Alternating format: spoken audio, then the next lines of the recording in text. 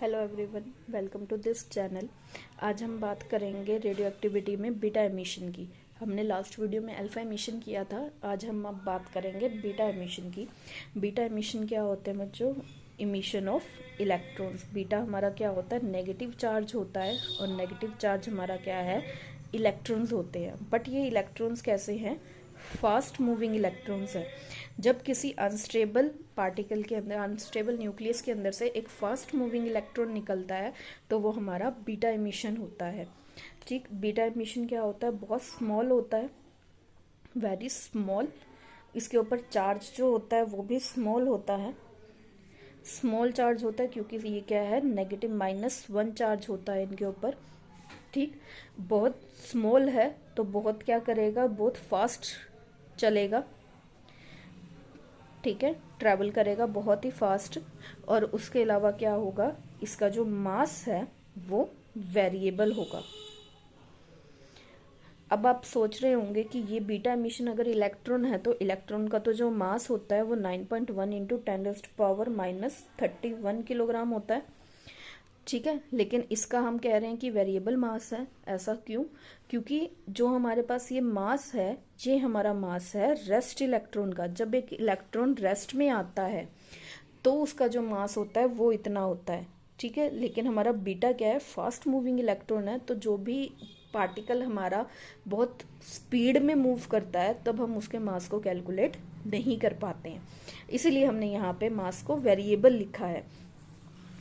ठीक है, अब ये बहुत स्मॉल है, बहुत फास्ट ट्रेवल करता है, तो जो इसकी स्पीड होती है वो स्पीड अप्रोक्सीमेटली इक्वल होती है 2.8 इंटू 10⁻8 मीटर पर सेकेंड, यानी कि अप्रोक्सीमेटली लाइट की स्पीड के इक्वल होती है। अब बच्चों, जो पार्टिकल लाइट की स्पीड से मूव कर रहा हो तो आप उसका मास कैसे कैलकुलेट कर सकते हो? ठीक है, तो इसकी स्पीड अगर मैं वैसे अप्रोक्सीमेटली लिखना चाहूँ तो 10⁻7 से ज़्यादा होती है टू 10⁻8 मीटर पर सेकेंड।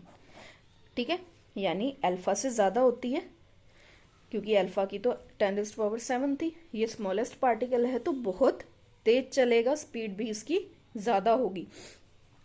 चार्ज इसके ऊपर मैंने आपको बताया ही है कि -1 होता है, नेगेटिव चार्ज होता है इसके ऊपर। तो ये बहुत स्मॉल चार्ज है। स्मॉल चार्ज होने की वजह से क्या करेगा? इसकी जो आयनाइजेशन पावर है वो क्या होगी? वो लो होगी, लो आयनाइजेशन पावर होगी। ठीक है, किससे? अल्फा से। ठीक है, अब पेनिट्रेटिंग पावर की बात करूं। पेनिट्रेटिंग पावर जो होती है हमारे पास, पेनिट्रेटिंग पावर इसकी क्या होगी? अब देखो, बहुत तेज स्पीड से जा रहा है तो इसका मतलब बहुत ज़्यादा दूर तक जाएगा, तो पेनिट्रेटिंग पावर इसकी लार्ज होती है। ठीक है, अल्फा से, और गामा से इसकी कम होती है। ठीक, पेनिट्रेटिंग पावर हो गई, स्पीड हो गई, चार्ज हो गया, ये इसकी प्रॉपर्टीज हो गई। मास की भी हमने बात कर ली। आयनाइजेशन पावर इसकी लो होती है अल्फा से, पेनिट्रेटिंग पावर इसकी अल्फा से ज़्यादा होती है। अब ये था पार्टिकल के बारे में। अब मैं अगर इसके एमिशन की बात करूँ तो इसको लिखने का क्या तरीका है? वही हमने पहले कोई एक पार्टिकल ले लिया, एक एटम ले लिया जिसमें एटॉमिक नंबर 6 है और उसका मास नंबर 14 है। उसमें से एक बीटा पार्टिकल निकला। बीटा पार्टिकल पे क्या है? इलेक्ट्रॉन है, तो मास नंबर -1 हो गया और ये 0 हो गया। प्लस एक कोई डॉटर न्यूक्लियस निकला जिस बचा y इज इक्वल टू, यहाँ पे -1 है तो यहाँ पे 7, क्योंकि मैंने आपको बताया था पिछली वीडियो में कि हमें एटॉमिक नंबर और टोटल मास नंबर सेम रखना होता है, कंजर्व रहता है वो, तो इसीलिए यहाँ पे 6 है तो यहाँ पे 7 आएगा। ये नहीं कि यहाँ पे 5 लिख देना कि यहाँ 1 है, यहाँ 5 तो वो 1 होगा, लेकिन ये ध्यान रखना कि ये -1 है, जिसमें से हमें इसीलिए यहाँ पे एक ज़्यादा लिखना पड़ेगा ताकि हम उसमें से माइनस करेंगे। 7 - 1 6। ऊपर मास नंबर 0 है तो मास नंबर तो चेंज हुआ ही नहीं। ठीक है, साथ में एनर्जी। तो ये हमारे पास, अगर इसका y को नाम देना चाहो तो 714 क्या होता है? नाइट्रोजन। ठीक, अब ये हमारे पास रिएक्शन होती है इसकी, लेकिन इस रिएक्शन की अपनी लिमिटेशंस हैं। लिमिटेशंस क्या हैं? कि हमारे पास 2 लॉज होते हैं, कंजर्वेशन ऑफ एनर्जी और कंजर्वेशन ऑफ मोमेंटम। ये इक्वेशन जो है हमारे पास वो उन दोनों लॉज को कंजर्व नहीं रखती, उन दोनों लॉज को फॉलो नहीं करती। ये इसकी लिमिटेशन है, यानी conservation of mass, sorry mass energy कह सकते हो, मास एनर्जी रिलेशनशिप जो हमारे पास होता है, और कंजर्वेशन ऑफ मोमेंटम। ये दोनों ही लॉज जो हैं वो ये इक्वेशन फॉलो नहीं करती, लेकिन इसीलिए यहाँ पे हमने एक पार्टिकल और ऐड किया है। वो पार्टिकल क्या है हमारे पास, मैं इक्वेशन दोबारा लिख रही हूँ। x 614 gives -1 beta 0 plus y 714 plus energy plus anti neutrino. This is called anti neutrino. Anti neutrino को आपको डीपली नहीं पढ़ना, आपको सिर्फ इसके बारे में कुछ बातें याद होनी चाहिए। एंटी न्यूट्रिनो एक ऐसा पार्टिकल है जो चार्जलेस है, मासलेस है, ठीक है, और सबसे इंपॉर्टेंट बात इनविजिबल है। आप इसको नेक्ड आई से नहीं देख सकते हैं। सिर्फ इसको यहाँ पे यूज करने का, इसको यहाँ पे निकालने का या इंट्रोड्यूस करने का सिर्फ एक ही रीजन है, क्या, कि ये जो है एंटी न्यूट्रिनो वो हमारी कंजर्वेशन ऑफ मास एनर्जी और मोमेंटम में हेल्प करता है।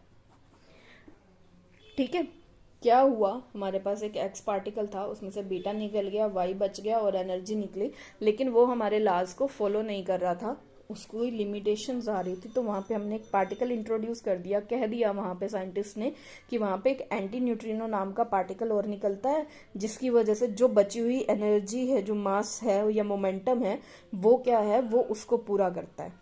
ठीक, तो आपको ये इक्वेशन इसी तरीके से लिखनी है। जब भी आप लिखोगे इसको तो आपको क्या करना है, एंटी न्यूट्रिनो साथ में दिखाना है। अगर आप नहीं दिखाओगे तो आपकी इक्वेशन जो है वो अधूरी रह जाएगी, आपकी वो इक्वेशन कंप्लीट नहीं मानी जाएगी। फिर आप ये मत सोचना कि आपके मार्क्स कहाँ कटे। ठीक, तो इसीलिए आपको एंटी न्यूट्रिनो पढ़ना है, लिखना पड़ेगा।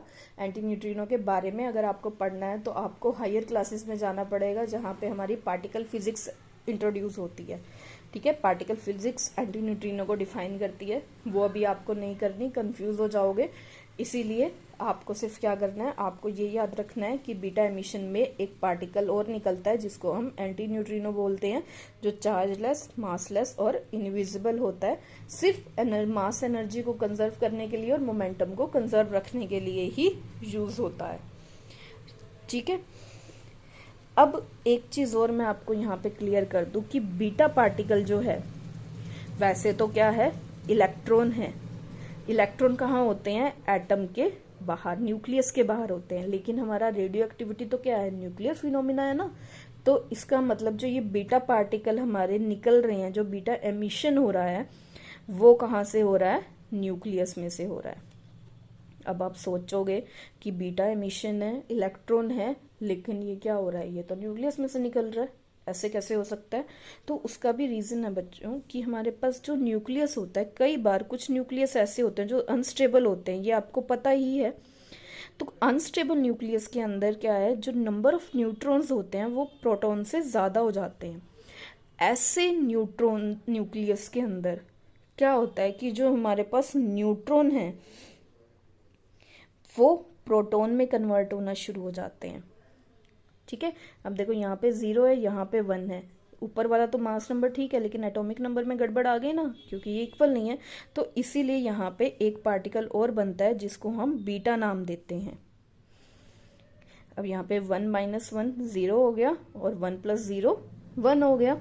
तो इसीलिए यहाँ पे हमारा ये क्या हो रहा है, ये हमारा न्यूक्लियस के अंदर बनता है, इनसाइड न्यूक्लियस। तो जहाँ पे हमारे जो ऐसे पार्टिकल्स हैं जिनके अंदर न्यूट्रॉन की वैल्यू जो होती है, नंबर ऑफ न्यूट्रॉन्स ग्रेटर होते हैं प्रोटॉन से, वहाँ पे न्यूट्रॉन्स हमारे प्रोटॉन्स में कन्वर्ट हो जाते हैं। और जब वो प्रोटॉन में कन्वर्ट होते हैं तो वहाँ से हमारा एक बीटा पार्टिकल एमिट होता है। क्लियर ये बात, ध्यान रखना कि जो हमारा बीटा एमिशन है वो न्यूक्लियस के अंदर से होता है। ये मत सोचना कि बीटा हमारा अगर इलेक्ट्रॉन है तो इलेक्ट्रॉन हमारा बाहर होता है, तो ये हमारा बाहर से ही निकलेगा। नो, बाहर वाले इलेक्ट्रॉन से नहीं निकलता, ये हमारा एक फास्ट मूविंग इलेक्ट्रॉन है जो कि न्यूक्लियस के अंदर से निकलता है, एक अनस्टेबल न्यूक्लियस के अंदर से निकलता है। ठीक है, होप कि आपको ये बात क्लियर हो गई होगी बीटा एमिशन के बारे में। फिर भी अगर आपको कोई डाउट हो तो आप कमेंट सेक्शन में जाके कमेंट कर सकते हैं। And please like and subscribe the channel. Thank you.